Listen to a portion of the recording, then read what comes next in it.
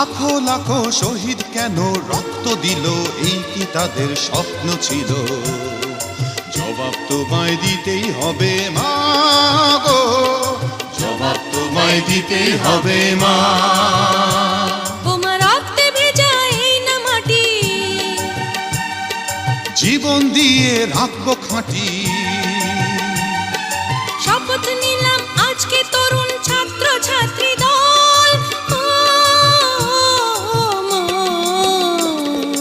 একাত্তরের মা জননী, কোথায় তোমার মুক্তি সেনার দল? একাত্তরের